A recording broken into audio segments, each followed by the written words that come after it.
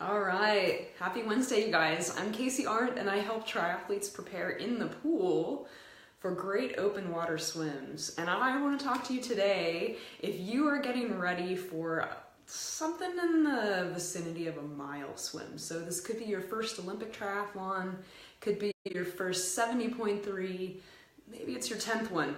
It's okay. If you want it to be awesome this year, then I really want you to listen up. I'm going to give you 5 keys, hopefully pretty fast, and we're not going to be here for like 45 minutes. I'm going to try to keep it to 10 to 15 minutes here, but hopefully you're going to hear something that will really help you take your mileage swim to another level.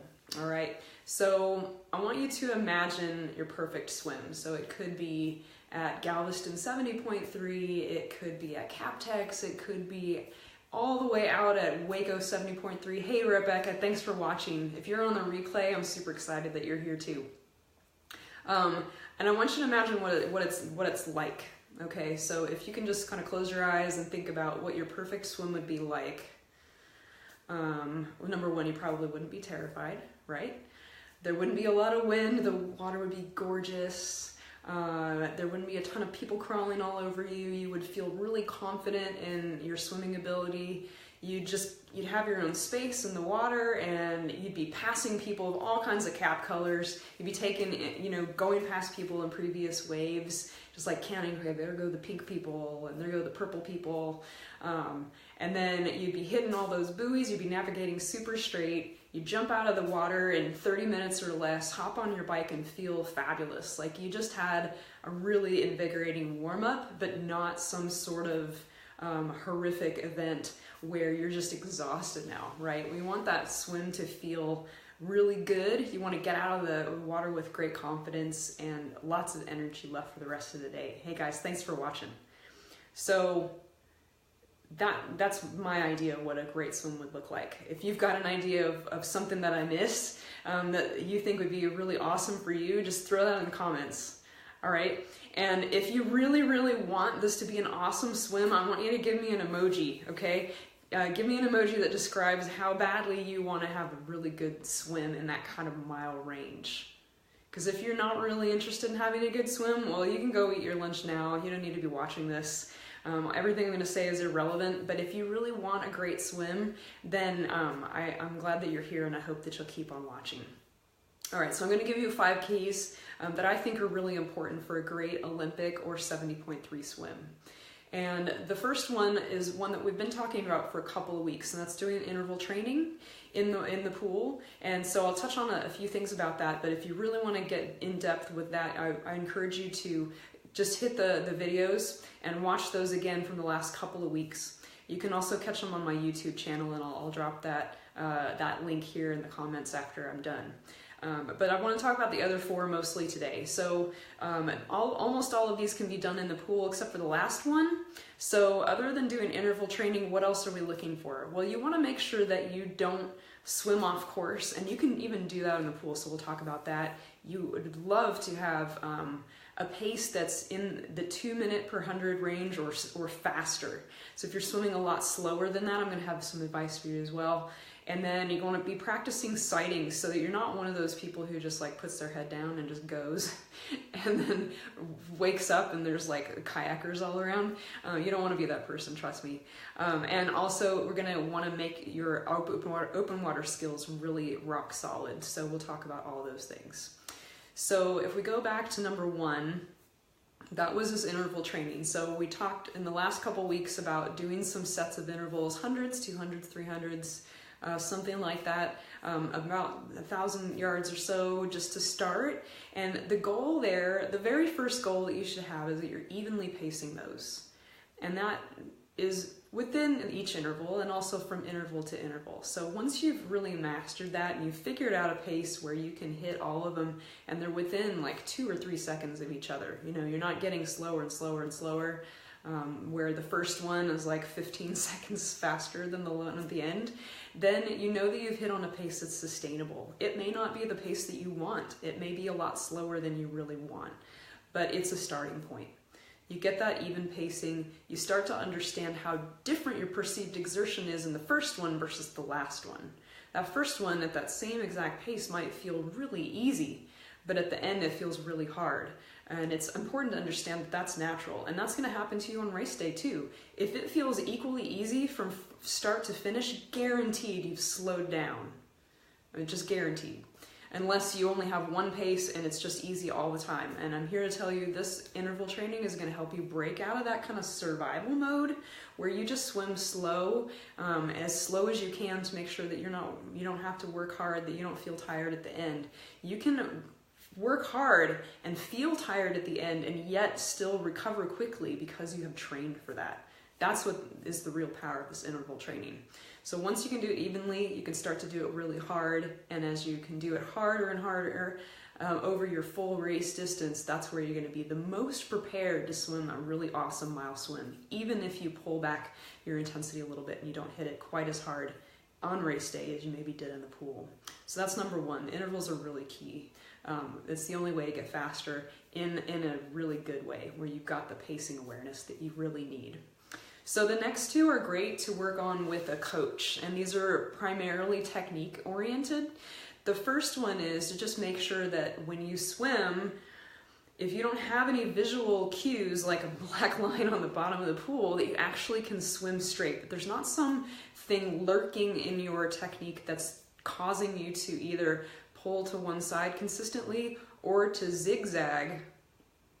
All right, so this thing I'm going to recommend is harder to tell if you're zigzagging. You might need a friend to watch you, but it's something that's really simple. So if you have a whole lane to yourself, there's no one that you can smash into. All you have to do is swim from one end to the other with your eyes closed.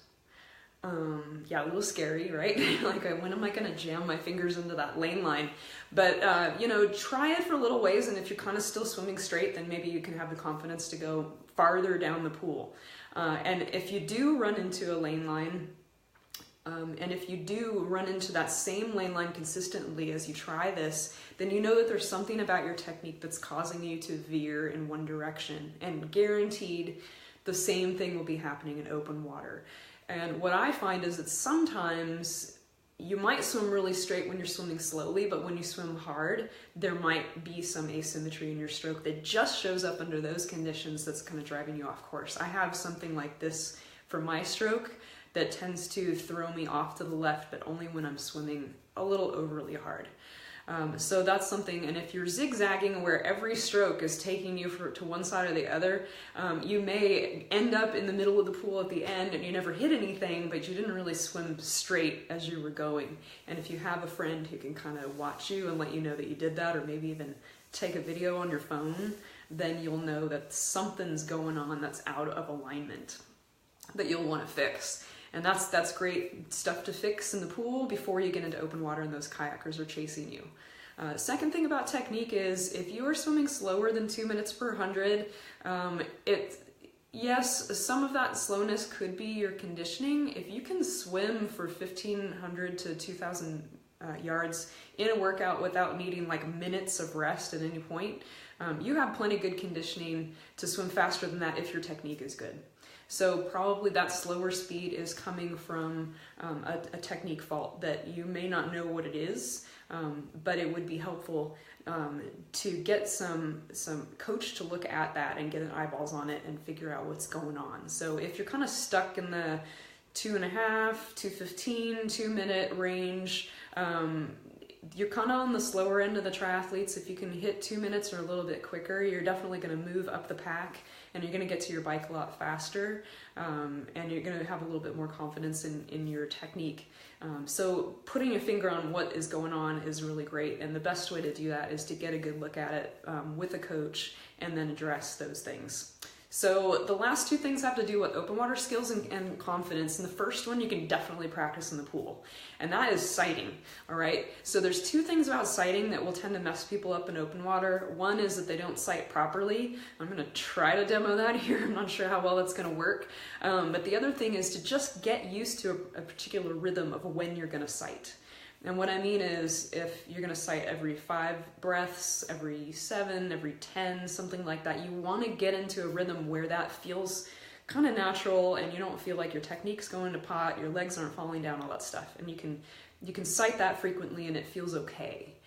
Because when you get into open water, you don't want to have to think a lot. You don't want to think a lot about your technique. You don't want to think a lot about your perceived exertion. You don't want to think a lot about when to sight, because you're freaking out about 100 other things. So the more you've practiced those things in the pool and they're just coming naturally, the better off you're going to be.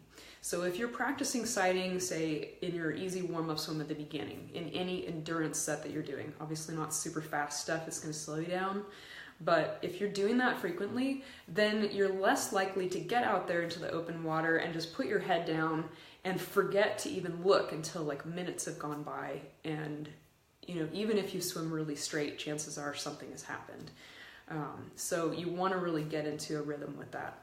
And then as far as the technique of sighting, you know, the less of you that's showing above the water, the better. You should never be breathing forward. You shouldn't have your whole mouth forward unless you're, you know, just like riding huge waves and there's no getting around it. All right. You're aiming to get eyes so you can get a quick look, maybe nose, that's okay, but not lifting like your whole head out of the water. And people have different ways that they like to do this. I prefer to sight and then breathe, and I always do it on my right. I've never figured out how to do it on my left.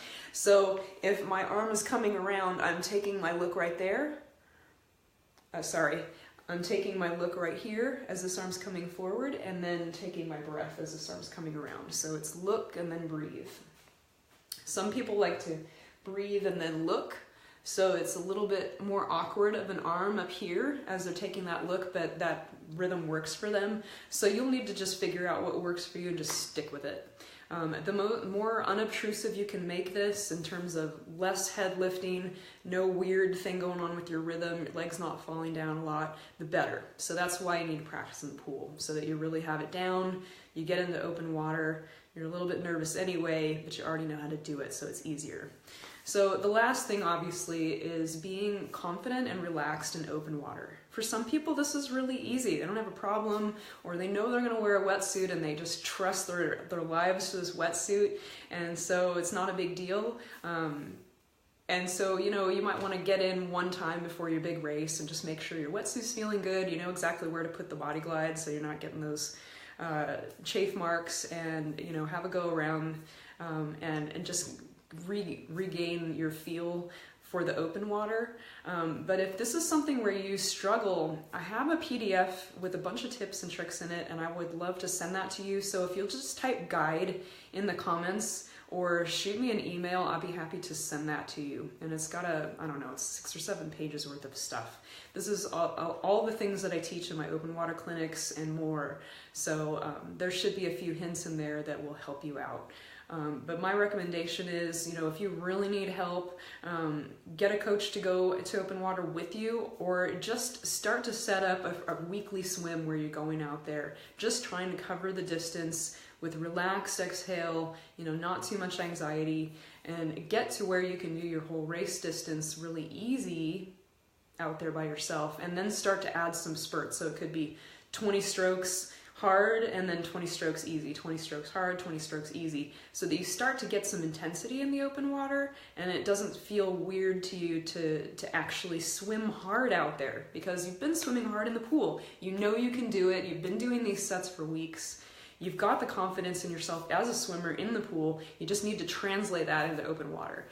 Race day should not be the very first time that you swim hard in open water if you've never done that before. You know, we know nothing new on race day. It applies for everything. So you want to, you know, safety first, make sure you have a safe place to swim. You've got, you know, either a swim buoy with you or something, a friend in a kayak where you know, they're going to help you out. And just make sure that you're going to be super safe out there. And then if you can swim slowly but pretty continuously your whole race distance, that's awesome. If you want to take a break here and there, that's great, but don't be sitting out there floating for like 10 or 15 minutes at 5 or 6 points along your race course, or you didn't really cover the distance. You want to know that you can do it, and then try it with those little spurts in there. If you have an open water race that you can do, like we have in Austin, those are great opportunities to get that whole distance in outside of the whole try context. So, you know, if you're worn out or tired or it was scary or something like that, you're just done with after the swim, and that can be a really great place to get some experience with kayakers around you and also with other swimmers around you, that's a great thing to be practicing as well. So, you know, there are these 5 keys, but I think it really comes down to one, preparation, and belief is so important, guys. If you believe that you can have a really awesome swim, make that really awesome. So your brain is going to find a way to get you to the thing that you believe that you can do because you believe it so strongly. So if you just believe that you're going to have an awesome swim, you will find a way to make it an awesome swim, all right? So I hope that you learned something here today that was useful. If there was something that helped, I would love to hear about that. If there's something that you're really stuck on that you need help with, you can throw that in the comments or message me too. And if there's something that you have done in the past that helped you have a really great swim, maybe Dan Tagtoe has an idea for us, throw that in the comments so that anybody who watches this can learn from your experience too. I don't want to be the only voice here. So I hope that helped you. If you would like a copy of that guide, definitely drop a comment in there or message me on Facebook or however else you want to get in touch, and I will get that out to you right away. All right? Awesome. Okay. Thanks for being on, you guys, and I will see you back here next week. You guys have a great week, and happy swimming.